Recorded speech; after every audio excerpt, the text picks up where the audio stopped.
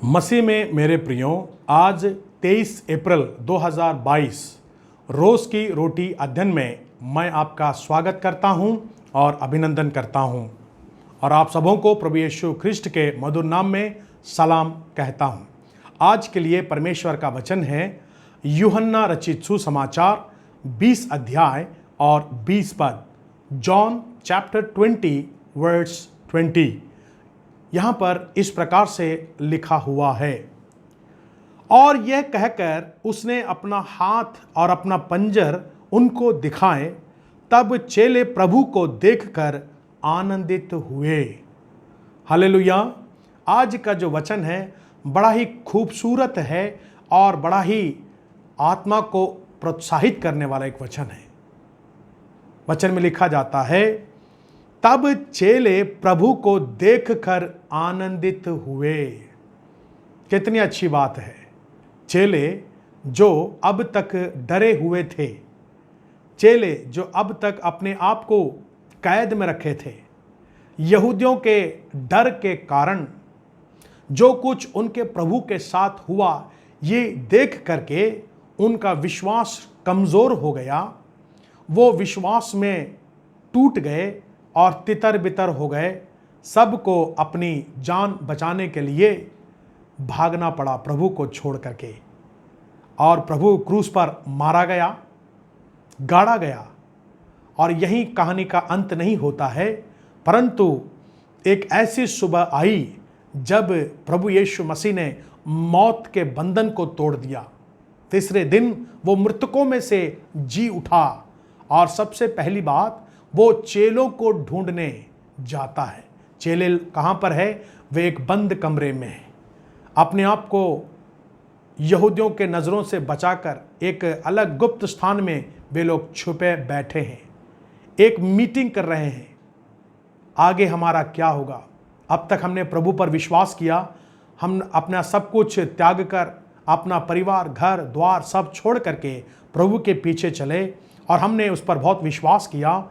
एकाएक प्रभु हमारे बीच में से निकाल दिया गया, हमारे बीच में से उसको ले लिया गया, वो मारा गया, गाड़ा गया, और वे ये सोच लगे हमारा जो सारा सपना था वो जो है वो ध्वस्त हो गया। हमारा जो विश्वास था, हमारी जो आशा थी, वो अब टूट चुकी है, हम कहीं के नहीं रहें। ऐसे निराशा में प्रभु उनके बीच में आकर खड़ा हो जाता है। हालेलुया। प्रभु उनके बीच में आता है। उस मीटिंग के अंत में दूर से प्रभु उनसे बातें नहीं करता है, लेकिन बाइबल में बड़ा साफ साफ लिखा जाता है पद 19 में कि यीशु उनके बीच में खड़ा होकर, यीशु मसीह उनके बीच में खड़ा हो गया, बाहर नहीं, कहीं दूर, ऐसा कोई देवत के जैसा, देव या परमेश्वर के जैसा कहीं दूर अनजान परमेश्वर के समान खड़ा नहीं रहा, परंतु उनके बीच में उपस्थित होकर के। हाँ, मसीह में मेरे प्रियो, प्रभु उनके विश्वास के साथ खिलवाड़ नहीं कर रहा था।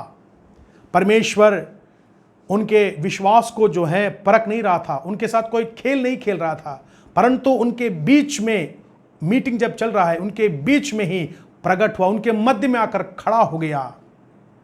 क्योंकि प्रभु चाहता है कि चेले उसको देखें, चेले उसको जानें, और चेले उस पर विश्वास करें, और चेले उससे प्रेम करें। इन्हीं बातों के लिए प्रभु उनके बीच में प्रकट हुआ, उनके बीच में खड़ा हुआ। चेले प्रभु को देखकर अति आनंदित हुए। प्रभु उनके बीच में आकर खड़ा होने की वजह से चेले प्रभु को देखने पाए, उसको जानने पाए, उस पर विश्वास करने पाए, उससे प्रेम करने पाए। आज प्रभु यीशु मसीह आपके जीवन में क्या मायने रखता है? आपके जीवन के कौन से पल में प्रभु आपके साथ खड़ा है? आपके लिए प्रभु कब प्रकट होता है? क्या आपने प्रभु को जाना? क्या आपने प्रभु को ग्रहण किया? क्या प्रभु का अनुभव आपको आया है क्या? अगर नहीं है तो आज भी मौका है। बाइबल में लिखा जाता है, परख कर देखो कि परमेश्वर कैसा भला है। आज भी हम प्रभु का अनुभव ले सकते हैं विश्वास के द्वारा। यीशु मसीह ने कहा, जो मुझे ना देखकर विश्वास करे धन्य है वो। आज हम प्रभु पर विश्वास करें, वो जीवित परमेश्वर है, वो आपको आशीष देने वाला परमेश्वर है, और आप प्रभु को जानकर अति आनंदित होंगे। प्रार्थना करें। हमारे स्वर्गीय प्रेमी पिता परमेश्वर, हम धन्यवाद देते हैं प्रभु, आप जीवित परमेश्वर हैं। हमारे जीवन के मध्य में आकर खड़े होकर के आप हमें आशीष देते हैं।